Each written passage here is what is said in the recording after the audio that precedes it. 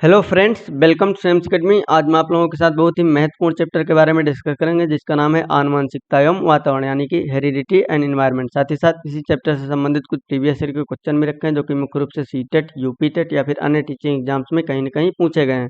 और एग्जाम के पर्सपेक्टिव से जितने भी इंपॉर्टेंट टॉपिक हैं, उनको मैं अपने यूट्यूब चैनल पर आप लोगों के साथ डिस्कस कर रहा हूँ। चलिए आप लोग चैनल को सब्सक्राइब कर लीजिए, जिससे कि आप लोगों को वीडियो का नोटिफिकेशन समय से मिल जाया करेगा। और इसी सीरीज का आज ये 23वां टॉपिक है, जिसमें हम हेरिडिटी एंड एनवायरनमेंट के बारे में डिस्कस करने जा रहे हैं। तो आइए सबसे पहले देखते हैं आनुवंशिकता के बारे में। माता पिता एवं अन्य पूर्वजों के गुणों, लक्षणों यानी कि ट्रेट्स का हमारी नई संतानों में अवतरित होना या ट्रांसमिट होना ही क्या कहलाता है? आनुवंशिकता कहलाता है। मतलब कि जो हमारे पूर्वजों में गुण पाए जा रहे थे, उनका पीढ़ी दर पीढ़ी नई पीढ़ियों में ट्रांसमिट होना ही क्या कहलाता है? आनुवंशिकता कहलाता है।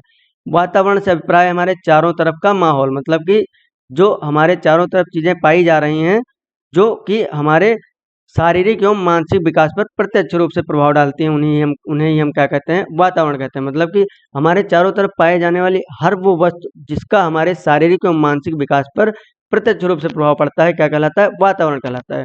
और मानव विकास में वातावरण और आनुवंशिकता दोनों का ही महत्वपूर्ण योगदान है। मतलब कि जो हमारा विकास है वो तभी संभव है जब हम हेरिडिटरी प्राप्त ट्रेट्स और साथ ही साथ जो हमें इन्वायरमेंट से प्राप्त होते हैं, वो दोनों चीज़ों का कॉम्बिनेशन जब बनेगा, तभी हमारा विकास संभव है। मतलब कि हेरिडिटी तो हमने क्या प्राप्त किया, मतलब कि आनुवंशिक रूप से हमने क्या प्राप्त किया कि जो हमारे गुण पाए जा रहे हैं, जैसे कि जो हमने जन्म से प्राप्त किया, जैसे हमारा रंग, हमारी आंखें कैसी हैं, हमारे चेहरे की बनावट कैसी है, हमारी नाक की बनावट कैसी है, ये सारी चीज़ें हमने कहाँ से प्राप्त की? आनुवंशिक रूप से प्राप्त की। लेकिन हमने इन्वायरमेंट से क्या प्राप्त किया? हमें कैसे लोगों से बात करना है, हमें वहाँ पर कैसे रहना है, या हमने इन्वायरमेंट से क्या ऑक्सीजन प्राप्त की, हमने इन्वायरमेंट से क्या वाटर प्राप्त किया, ये सारी चीज़ें हमने कहाँ से प्राप्त की? इन्वायरमेंट से। तो हमारे विकास में दोनों चीज़ों का महत्वपूर्ण योगदान है। जो हमने हेरिडिटरी रूप से प्राप्त किया, उनका भी योगदान है, साथ ही साथ जो हमने इन्वायरमेंट से प्राप्त किया, इन्वायरमेंट से भी हम बहुत सारी चीज़ें प्राप्त करते हैं, जो हमारे जीवित रहने के लिए एसेंशियल हैं। फिर कुछ डेफिनेशंस हैं, उनको आइए देख लेते हैं डगलस एवं हालैंड के शब्दों में। एक बालक की आनुवंशिकता में उन सभी शारीरिक संरचनाओं, विशेषताओं, क्रियाओं एवं क्षमताओं का योग निहित रहता है, जिनको वह अपने माता पिता व अन्य पूर्वजों से प्राप्त करता है। डगलस साहब ने क्या कहा? शारीरिक संरचनाओं, विशेषताओं, क्रियाओं एवं क्षमताओं का योग निहित रहता है। मतलब कि आनुवंशिकता के अंदर क्या होता है? शारीरिक क्षमताएं, विशेषताएं और क्रियाओं एवं क्षमताओं का योग निहित रहता है। मतलब कि ये सारी चीजें आनुवंशिकता में पाई जाती हैं, जिनको हम अपने माता पिता एवं अन्य पूर्वजों या प्रजाति से प्राप्त करते हैं। ये किसने बताया? डगलस साहब ने। फिर दूसरी डिफिनेशन है रूथन डेविक्स के अनुसार, मतलब कि रूथ बेंडिक के अनुसार। तो उन्होंने क्या कहा? आनुवंशिकता माता पिता से बच्चों में विशिष्ट गुणों का हस्तांतरण। मतलब कि जो हमारे माता पिता होते हैं, उनके अंदर कुछ विशिष्ट गुण पाए जाते हैं, जिनका वो हस्तांतरण करते हैं आनुवंशिक रूप से हमारे नई पीढ़ियों में या फिर अपने बच्चों के अंदर। उसी को हम क्या कहते हैं? आनुवंशिकता कहते हैं। रूथ बेंडिक्स ने क्या कहा? जो आनुवंशिकता होती है, माता पिता से बच्चों में प्राप्त या फिर हस्तांतरित हुए विशिष्ट गुण जो होते हैं, वही क्या होते हैं? आनुवंशिकता कहलाते हैं। फिर जेम्स डेवर के शब्दों में क्या है? माता पिता की शारीरिक व मानसिक विशेषताओं का संतानों में हस्तांतरित होना क्या कहलाता है? वंशानुक्रम कहलाता है या फिर वंशानुगतिक कहलाता है। जेम्स डेवर साहब ने कहा शारीरिक व मानसिक विशेषताओं का संतानों में हस्तांतरित होना। उन्होंने बताया शारीरिक एवं मानसिक विशेषताओं का हस्तांतरित होना। और रूथ बेंडिक ने क्या बताया? विशिष्ट गुणों का हस्तांतरित होना, या फिर जो हमारे स्पेशल कैरेक्टर्स हैं, उनका हमारे बच्चों के अंदर स्थानांतरित होना ही क्या कहलाता है? आनुवंशिकता कहलाता है। फिर वातावरण के बारे में कुछ डिफिनेशंस हैं वुडवर्थ के शब्दों में। वातावरण में वे सभी बाह्य तत्व आते हैं जिन्होंने व्यक्ति को जीवन को आरंभ करने के समय से प्रभावित किया है। मतलब कि वातावरण में वे सारी चीजें आती हैं जो बच्चे के जन्म से उसके मृत्यु तक उसे प्रत्यक्ष रूप से प्रभावित करती हैं, या फिर जीवन आरंभ से लेकर अंत तक प्रभावित करती हैं। वो क्या कहलाता है? वातावरण। मतलब कि हमारे चारों तरफ पाई जाने वाली वे सारी वस्तुएं जो हमारे जन्म से लेकर हमारी मृत्यु तक हमें प्रत्यक्ष रूप से या फिर प्रभावित करते हैं, या फिर प्रत्यक्ष रूप से हमें प्रभावित करते हैं, या फिर हमारे ऊपर प्रभाव डालते हैं, क्या कहलाते हैं? वातावरण कहलाते हैं। फिर रास के शब्दों में वातावरण क्या है? वातावरण वह बाहरी शक्ति है जो हमें प्रभावित करती है। राज साहब ने क्या कहा? वातावरण वह बाहरी शक्ति है जो हमें प्रभावित करते हैं। फिर पी जिसबर्ट साहब ने कहा वातावरण उन सबको कहते हैं जो किसी वस्तु को चारों ओर से घेरे रहते हैं। मतलब कि वातावरण वो है जो हमें चारों तरफ से घेरे हुए है और उसका प्रत्यक्ष प्रभाव हमारे ऊपर पड़ता है, या फिर हमारे ऊपर जो वो सारी वस्तुएं जो हमारे हमें चारों तरफ से घेरे हुए हैं और हमारे ऊपर प्रत्यक्ष रूप से प्रभाव डालते हैं, जैसे कि पानी हुआ, ऑक्सीजन हुई, या फिर वायु हुई, वाटर हुआ, वायु, पानी, जल और मृदा, पेड़ पौधे, ये सारी चीजें क्या है, हमारे ऊपर प्रत्यक्ष रूप से प्रभाव डालते हैं। अगर मृदा नहीं होगी तो हम क्या भोजन नहीं प्राप्त कर सकते, या हमारे लिए एग्रीकल्चर पॉसिबल नहीं है, या फिर अगर पानी नहीं है तो हमारा जीवन पूरी तरह से संभव नहीं है। तो पी जिसबर्ड साहब ने कहा हमारे चारों तरफ पाई जाने वाली वे सारी वस्तुएं जो हमारे ऊपर प्रत्यक्ष रूप से प्रभाव डालती हैं क्या कहलाता है, वातावरण कहलाता है। फिर लिंग निर्धारण के बारे में देख लेते हैं, सेक्स डिटर्मिनेशन। मानव के प्रत्येक कोशिका में 23 जोड़े गुणसूत्र पाए जाते हैं, मतलब कि जो मानव कोशिका होती है इसमें 2n बराबर n बराबर कितना होता है, n बराबर 23 क्रोमोसोम, मतलब कि हमारी प्रत्येक कोशिका में 23 गुणसूत्र पाए जाते हैं, और जिसमें से जो 22 गुणसूत्र होते हैं, 22 जोड़े गुणसूत्र जो होते हैं वो क्या होते हैं, अलिंगी गुणसूत्र होते हैं। मतलब कि जो हमारे शरीर में 22 गुणसूत्र या हमारी कोशिका में 22 जोड़े गुणसूत्र पाए जाते हैं वो क्या होते हैं, ऑटोसोम्स होते हैं। अंतिम जो 23वां जोड़ा होता है, 22 जोड़े जो होंगे, मतलब कि जो 22 जोड़े गुणसूत्र हैं वो क्या होंगे, ऑटोसोम, प्लस क्या होगा, एक्स वाई, या फिर 22 प्लस एक्स एक्स, क्या होगा 22 प्लस एक्स एक्स, मतलब कि जो 23वां जोड़ा होगा वो क्या होगा, सेक्स क्रोमोसोम या फिर लिंग गुणसूत्र। मतलब कि जो हमारे शरीर में 23 जोड़ा गुणसूत्र पाए जाते हैं उसमें से 22 जोड़ा जो होगा वो ऑटोसोम्स होगा, और 23वां जोड़ा जो होगा वो सेक्स क्रोमोसोम यानी कि लिंग गुणसूत्र होगा। फिर द्विगुणित अवस्था में मादा का लिंग गुणसूत्र क्या होता है, एक्स एक्स, मतलब कि 22 प्लस एक्स एक्स, मतलब कि अगर माता मतलब क्या कहते हैं कि फीमेल सेल में होगा तो वो क्या होगा 22 प्लस एक्स एक्स, और नर नर और क्या कहते हैं मेल में क्या होगा 22 प्लस एक्स वाई, क्या होगा 22 प्लस एक्स वाई, और नर के इन्हीं गुणसूत्रों मतलब कि जो 22 प्लस एक्स वाई होता है इन्हीं के द्वारा क्या होता है, लिंग निर्धारण होता है या फिर सेक्स डिटर्मिनेशन होता है। मतलब कि जो मानव गुणसूत्र होता है 22 प्लस एक्स एक्स होता है, ठीक है, ये क्या हो जाएगा फीमेल का, और 22 प्लस एक्स वाई क्या होगा, मेल का हो जाएगा। तो जो मेल का एक्स वाई होता है, मेल का जो एक्स वाई होता है 22 प्लस एक्स वाई, तो जो मेल का एक्स वाई होगा यही क्या होता है, लिंग निर्धारण के लिए उत्तरदायी होता है, यानी कि सेक्स डिटर्मिनेशन के लिए रिस्पॉन्सिबल होता है। और जो हमारे अंदर कितने गुणसूत्र पाए जाते हैं, n बराबर कितना 22, और 2n बराबर n बराबर कितना 23, और 2n बराबर क्या हो जाएगा 46, यानी कि क्या होगा n बराबर 22 प्लस एक्स वाई, क्या होगा 22 प्लस एक्स वाई या फिर एक्स एक्स।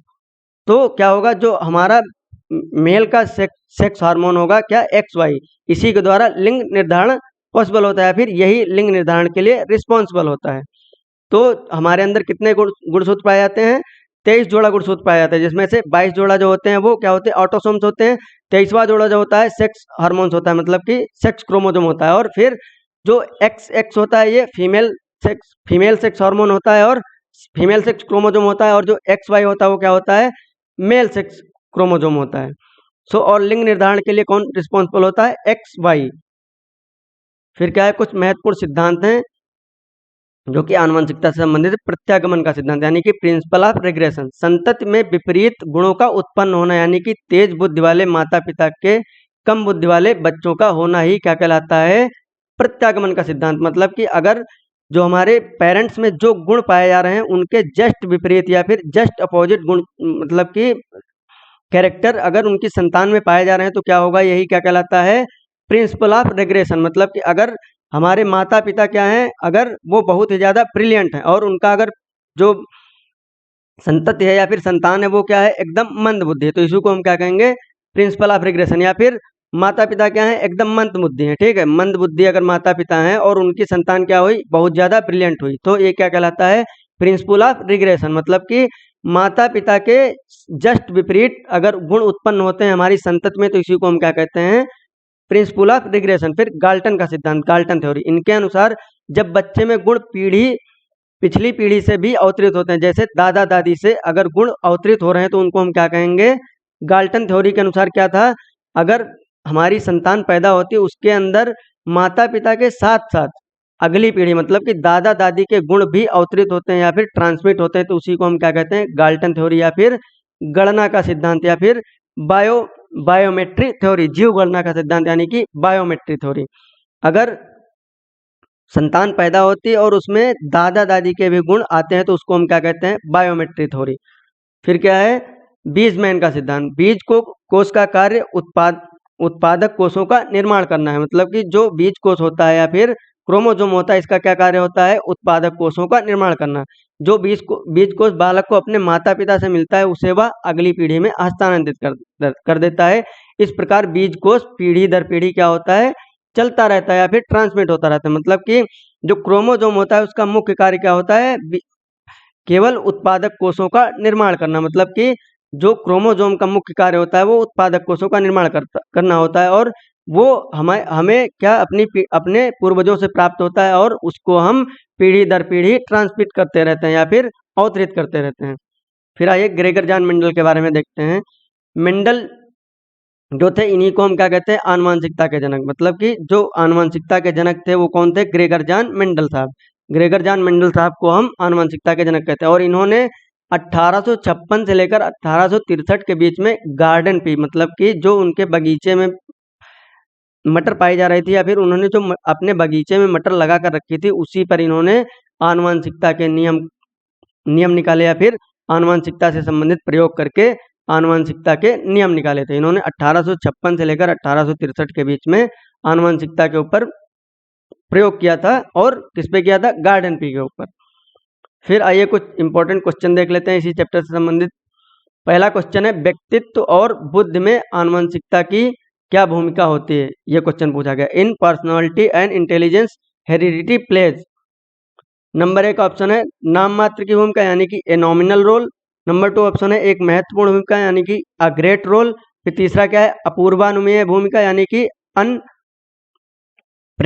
रोल। या फिर चौथा क्या ऑप्शन, आकर्षक भूमिका। तो इसमें क्या बताया गया है, व्यक्तित्व और बुद्धि में आनुवंशिकता की क्या भूमिका होती है, तो क्या होती है, ए नॉमिनल रोल यानी कि नाम मात्र की भूमिका। फिर नेक्स्ट क्वेश्चन है, मानव विकास किन दोनों के योगदान का परिणाम है। A human development is the result of the contribution of both of them. पहला ऑप्शन है सामाजिक एवं सांस्कृतिक कारकों का, मतलब कि सोशल एंड कल्चरल फैक्टर्स। दूसरा ऑप्शन है अभिभावक एवं अध्यापक का, मतलब कि पेरेंट एंड टीचर का। फिर चौथा क्या है, वंशानुक्रम एवं वातावरण का यानी कि हेरिडिटी एंड एनवायरनमेंट का। फिर इनमें से कोई नहीं। तो मानव विकास किन किन दोनों योगदान से बना है, मतलब कि किन दोनों के योगदान से बना। तो किससे बना है, वंशानुक्रम एवं वातावरण। मतलब कि जो हमारा विकास जो संभव होता है या फिर मानव का विकास क्या होता है या फिर मानव जो विकसित होता है वो किन दोनों के कॉम्बिनेशन से, वंशानुक्रम मतलब कि हेरिडिटी एंड वातावरण यानी कि इन्वायरमेंट के दोनों के कॉम्बिनेशन से ही हमारा विकास संभव होता है। तो कौन सा ऑप्शन सही होगा, तीसरा ऑप्शन। फिर तीसरा क्वेश्चन है, आनुवंशिकता डॉट डॉट सामाजिक संरचना मानी जाती है। The social structure of heredity is consider to be प्राथमिक, स्थिर, गौड़, गत्यात्मक यानी कि प्राइमरी, स्टैटिक, सेकेंडरी और डायनामिक। तो क्या होगा, इसमें से स्थिर होगा। फिर चौथा क्वेश्चन है, विद्यार्थी का विकास किस पर निर्भर करता है। Students development depend on. पहला ऑप्शन है वंशानुक्रम पर यानी कि हेरिडिटी पर। दूसरा क्या है, वातावरण यानी कि इन्वायरमेंट पर। तीसरा क्या है, वंशानुक्रम एवं वातावरण पर यानी कि हेरिडिटी एंड इन्वायरमेंट पर। चौथा ऑप्शन है उपरोक्त में से कोई नहीं। तो इसमें से कौन सा ऑप्शन सही होगा, वंशानुक्रम एवं वातावरण यानी कि हेरिडिटी एंड इन्वायरमेंट। फिर पांचवा क्वेश्चन है, माता पिता से वंशजों में स्थानांतरित होने वाले लक्षणों को कहा जाता है। पहला ऑप्शन है जीन, दूसरा है होम्योस्टेटिस, तीसरा है आनुवंशिकता, चौथा क्या है, पर्यावरण यानी कि traits which are transferred from parents to descendants are called genes, homeostasis, heredity, environment. तो क्या होगा, आनुवंशिकता होगा। क्या होगा, आनुवंशिकता। मतलब कि माता पिता से वंशजों में स्थानांतरित होने वाले लक्षणों को क्या कहते हैं, आनुवंशिकता कहते हैं। सो आज के लिए इतना ही। नेक्स्ट चैप्टर हम नेक्स्ट वीडियो में कवर करेंगे। तब तक के लिए धन्यवाद। आप लोग चैनल को सब्सक्राइब करिए और वीडियो को लाइक करिए, शेयर करिए। साथ ही साथ आप लोग टेलीग्राम चैनल को भी ज्वाइन करिए, जिससे कि आप लोगों को PDF नोट्स आसानी से मिल जाया करें और जितने भी नोटिफिकेशन हैं वो आसानी से आप लोगों को मिल जाया करें। So thank you so much, thank you.